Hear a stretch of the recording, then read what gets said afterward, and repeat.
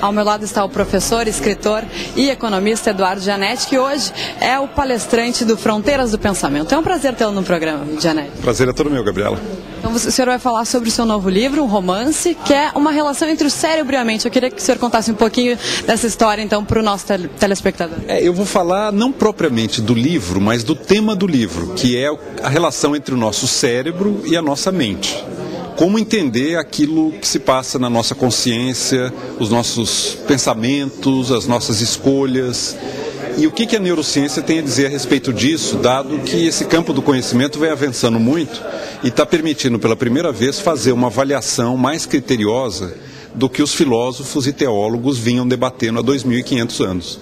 Então, na verdade, o que eu vou apresentar hoje é um balanço desse debate filosófico de muitos e muitos séculos, à luz do que a neurociência está desvendando numa base mais empírica e experimental. Tanto quanto complexo, então, para o seu primeiro romance, né?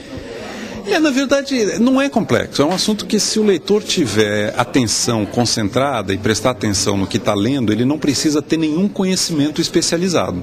Está tudo explicadinho no texto. Agora, o que precisa ter realmente é um momento de concentração no que está lendo.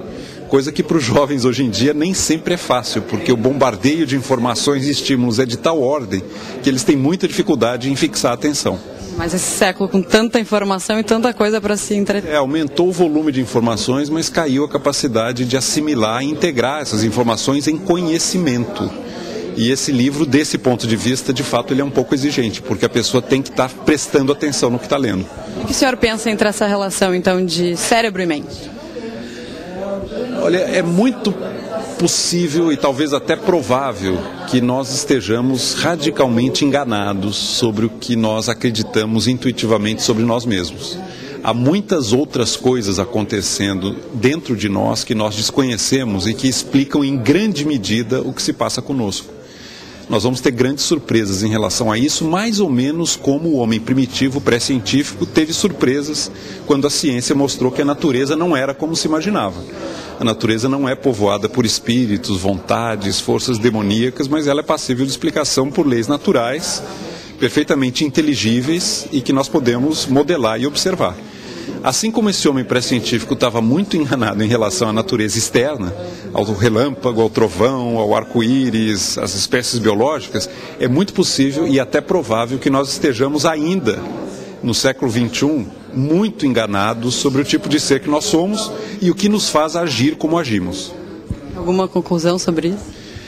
A conclusão é que enormes surpresas e desafios virão pela frente. Os desafios, inclusive, na medida em que esse conhecimento gera poder, gera tecnologia que nos permitirá alterar estados mentais a partir de intervenção no cérebro, modificar características de personalidade, fazer enormes mudanças em nós mesmos que antes não estavam disponíveis.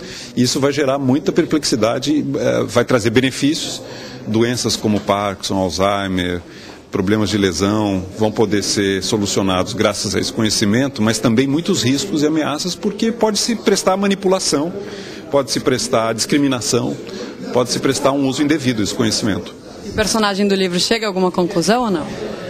Ele chega a muitas conclusões, mas a diferença do personagem, por isso eu fiz um romance, é que, ao contrário dos cientistas, que são fisicalistas, para usar o jargão da filosofia, que são fisicalistas no laboratório, mas quando voltam para casa adotam tranquilamente o senso comum, o meu personagem, ele não faz isso. Ele traz para a vida pessoal e para a experiência dele como ser humano o que é acreditar para valer nisso que os cientistas estão nos mostrando.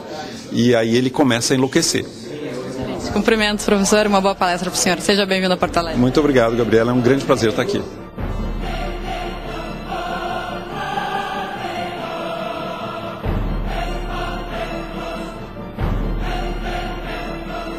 A Unimed Porto Alegre é patrocinadora do Fronteiras do Pensamento e eu converso agora com o gerente de marketing da Unimed Porto Alegre. É um prazer tê-lo novamente no programa, Gerson. Vieste hoje prestigiar o Fronteiras do Pensamento.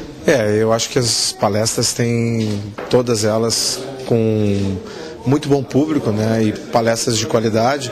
E o Eduardo Gianetti é uma referência hoje no nosso país.